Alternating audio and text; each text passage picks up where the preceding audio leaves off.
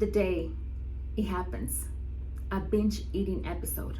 There is a kind of weight that can't be measured in pounds. A kind of weight that you won't see in the mirror and that you cannot burn off with more cardio or cutting calories. It's the emotional weight. And when it's not named or felt, your body holds on to it for you. Have you ever done everything right? Eating clean, training hard, staying organized, and at the end of the day, it happens. A binge eating episode. And there you are, feeling defeated, not understanding why that happened. So the same inner dialogue shows up. I'm just not disciplined enough.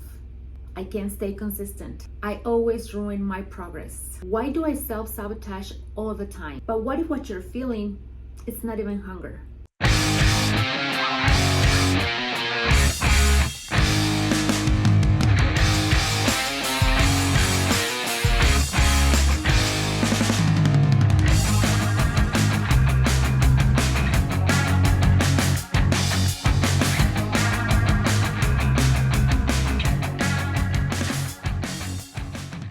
Hello, my name is Fran Llamas. I am a mom, I am a wife, an IFBB bikini pro, a psychologist, and I am a nutrition coach with Team Prophecy. And this is a series of my way of guiding you to a transformation. Not just physical, but mental, internal, and sustainable, and deeply human. And today, we are gonna talk about something that very few nutrition plans address, which is the emotional suppression.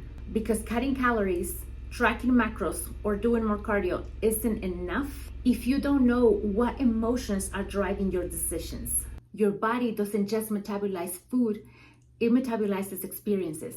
And what you don't emotionally digest gets stored physically. For years, I ate perfectly, trained like an athlete, and I still felt off. My energy was low, and I still felt empty doing everything right. It wasn't until I started working with my emotions that I realized that my body wasn't failing, it was speaking to me. Sigmund Freud once said, "What doesn't get expressed in words, it gets expressed with symptoms." Unspoken anger might become physical tension. Unvalidated sadness could show up as fatigue, and unacknowledged guilt may turn into those binging episodes. Because when you can't feel it consciously, your body feels it for you. And that is where emotional eating and self-sabotage appears. Jacques Lacan, who was a French psychologist and psychiatrist, he believed that when we don't give language to what we feel, those named emotions rule us from the unconscious. What is not named persists. And when it persists, it hijacks your decisions. And what you think were your decisions, they're not. So when you eat when you're not hungry, when you ditch your plan, when you disconnect from your routines and you think it's you, but really it's an unnamed emotion acting through you. But naming it gives it a symbolic structure. And that is the beginning of emotional freedom. And that ties beautifully with what said one of my favorite philosophers, Baruch Spinoza. He said, "We are only free to the extent we understand the causes that are determining us." In other words, if you don't know why you do what you do, you will keep repeating it. But when you understand the causes, your wounds, your emotions, your experiences, you begin to choose from awareness, not reactivity. And that is when you stop eating out of anxiety. You stop punishing yourself with food and you start caring for yourself from understanding, not control or punishment. And here's something that I need to say clearly. Even though I have a degree in psychology, as a coach, I am not the therapist. And I absolutely encourage you to seek professional therapy, because therapy is not only for people that are broken, and it's not only about talking about your problems. It is a safe space for your nervous system to finally let go, where you can safely face what you've only known how to suppress. A 2021 study published in Nutrients found that individuals who receive psychological therapy along with a nutrition plan achieve more sustainable weight loss and few relapses compared to those who follow only the nutrition guide. Remember, it's not about being broken to go to therapy. So please, let's remove this stigma that you only go to therapy when you're broken. You just have to be ready and willing to understand yourself.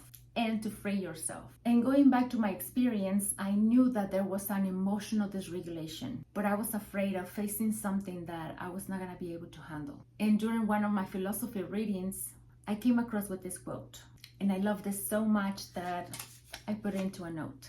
And it reads like this: philosophy is not for everyone. It is only for those who seek the truth, and the truth is only for the braves. And that hit me deeply.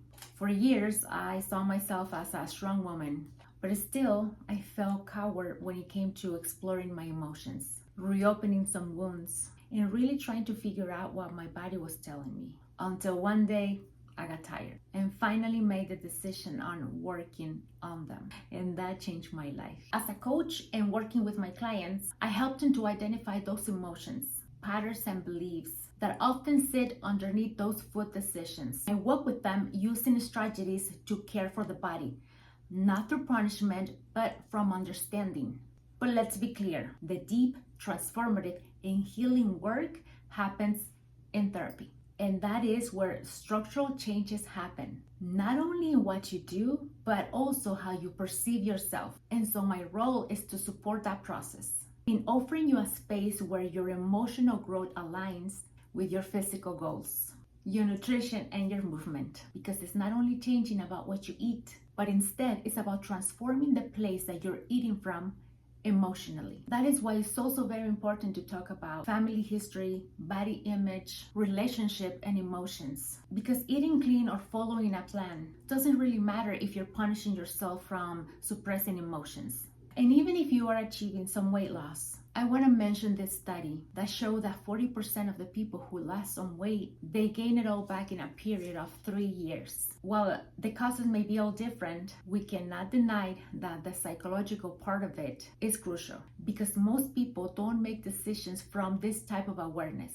They make it from a sense of urgency, not care or understanding. And if you don't address the emotional root, how you got there, you will go back there again. And I'm really hoping that this is bringing you awareness to start a psychological therapy. But here's a quick exercise that you can do today. The next time you feel a strong craving or a disconnection from your plan, pause, breathe, and ask yourself, what emotion am I feeling that I haven't named? What am I trying to soothe with this food or this behavior? And what will make me feel a little safer in my body right now? And this is not to fix yourself, but to hear yourself and make decisions from a deeper understanding. So you're not weak, you're not falling, you are just carrying emotions that your body can no longer hold in silence. And so when you give those emotions a space to be felt, your body starts to let go. And that is when real change happens. In the next episode, we will talk about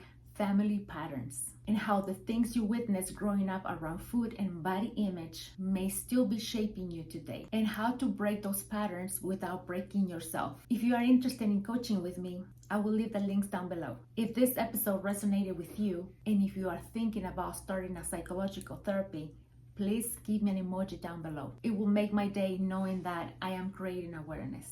And if you know someone that can benefit from this information, share this video. Also, subscribe to the channel because I will be making more videos like this. And remember, you don't need the perfect plan. You need a new way of living in yourself.